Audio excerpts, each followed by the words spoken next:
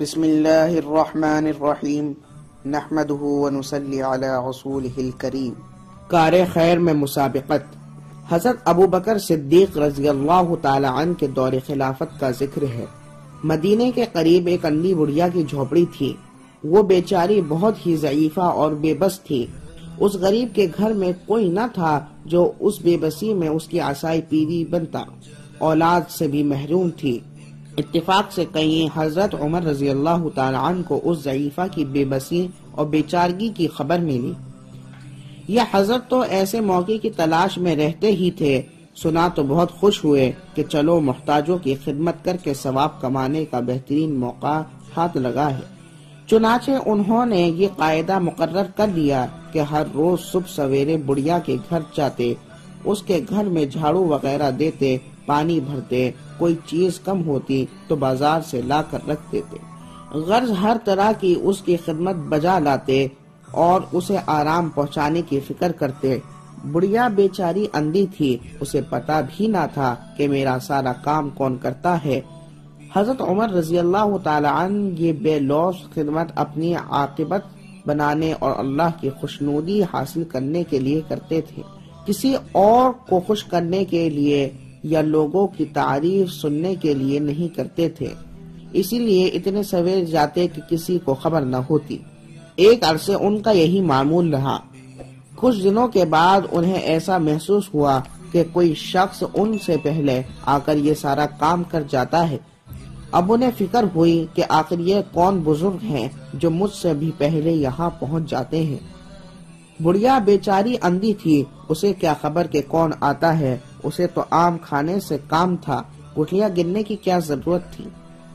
یوں بھی وہ دوسرے صاحب اتنی رات رہے اس کے گھر جاتے کہ اس وقت وہ سوتی رہتی اور جاگ بھی جاتی تو اندھی عورت پہچان ہی کیسے سکتی تھی۔ چنانچہ حضرت عمر رضی اللہ تعالی عنہ نے خود ایک دن پکڑنے کی ٹھانی۔ رات ہی کو دروازے میں چھپ کر کھڑے ہو گئے کہ دیکھیں وہ کون ہے جو مجھ سے پہلے بڑھیا کے سارے کام کر جاتے ہیں۔ ابھی صبح ہونے میں کافی دیر تھی کہ حسب معمول وہی صاحب وقت مقررہ پر چپکے تشریف لائے اور گھر کا سارا کام خاموشی کے ساتھ کرنے لگے۔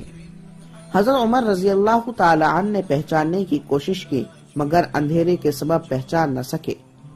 جب وہ صاحب کام کر کے لوٹے اور دروازے کے پاس پہنچے تو انہیں پہچان کر آپ دم بخود رہ گئے۔ یہ تو خلیفہ وقت امیر المؤمنین حضرت ابو بکر صدیق رضی اللہ تعالی عنہ تھے۔ اسی طرح ایک اور واقعہ ہے۔ غزوہ تبوک کے موقع پر جب مسلمان انتہائی عسرت اور مفلوق الحال کے دور سے گزر رہے تھے اور دنیا کی سب سے بڑی طاقت سے ان کا مقابلہ تھا، حضور صلی اللہ علیہ وسلم نے مالی عنایت کی اپیل کی۔ اتفاق سے حضرت عمر فاروق رضی اللہ تعالی عنہ کے پاس اس وقت کافی سرمایہ تھا۔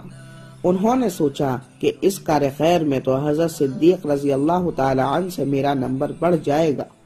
چنانچہ خوشی خوشی گئے اور سارے اثاثے کا نصف لا کر خدمت اقدس میں پیش کر دیا۔ سرور دو عالم صلی اللہ علیہ وسلم نے دریافت کیا، عمر گھر والوں کا بھی تو حق ہے، اہل و عیال کے لیے بھی کچھ چھوڑا ہے یا سب یہی اٹھا لائے؟ حضور نصف اہل عیال کے لیے چھوڑ آیا ہوں۔ حضرت فاروق رضی اللہ تعالی عنہ نے جواب دیا، باقی نصف دین کی خدمت کے لیے حاضر ہے۔ اتنے میں حضرت ابو بکر صدیق رضی اللہ تعالی عنہ گھر کا سارا اثاثہ سمیٹ لائے اور حضور صلی اللہ علیہ وسلم کے قدموں میں ڈال دیا۔ حضور صلی اللہ علیہ وسلم نے پوچھا، ابو بکر اہل و عیال کی بھی کچھ فکر ہے؟ آخر ان کے لیے کیا چھوڑا؟ بولے، ان کے لیے تو بس اللہ اور اس کے رسول کی محبت کافی ہے۔ حضرت عمر فاروق رضی اللہ تعالی عنہ موجود تھے، ضبط نہ ہو سکا، بولے، میں کبھی ابو بکر صدیق رضی اللہ تعالی عنہ پر سبقت نہیں لے سکتا۔ حسبی اللہ و نعم الوکیل۔